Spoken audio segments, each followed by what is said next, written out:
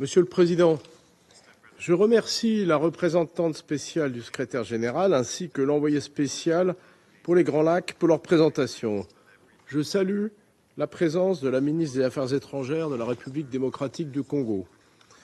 Le Conseil de sécurité se réunit une nouvelle fois en raison de la détérioration continue de la situation dans l'Est de la République démocratique du Congo. Après Goma, il y a 3 semaines, le M23 a pris l'aéroport de Kavumu et Bukavu samedi dernier et il continue son offensive dans le sud Kivu. Le risque de guerre régionale augmente chaque jour. La France condamne l'offensive du M23 permise par le soutien actif du Rwanda. Les combats en cours aggravent une situation humanitaire dramatique marquée par le déplacement forcé d'1 million de personnes. Ces combats s'accompagnent d'attaques contre les populations, en particulier de violences sexuelles et de violences contre les enfants. Les Nations Unies ont recensé 2900 morts lors de la première semaine de l'offensive. Le Haut-Commissariat aux droits de l'homme a confirmé hier des cas d'exécution sommaire d'enfants par le M23 à Bukavu.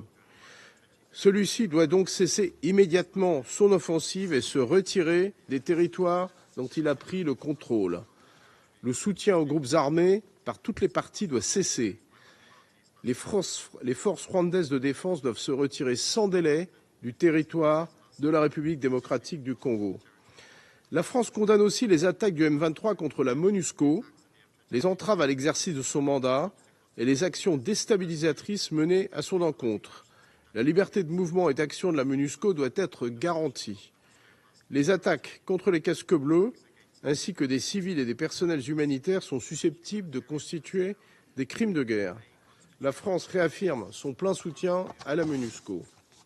Il n'y a pas d'issue militaire au conflit. La priorité va à un cessez-le-feu qui soit respecté et à la reprise du dialogue. La France salue la mobilisation régionale lors du dernier sommet du Conseil de paix et de sécurité de l'Union africaine ainsi que du sommet conjoint de la Communauté d'Afrique de l'Est et de la Communauté de développement d'Afrique australe.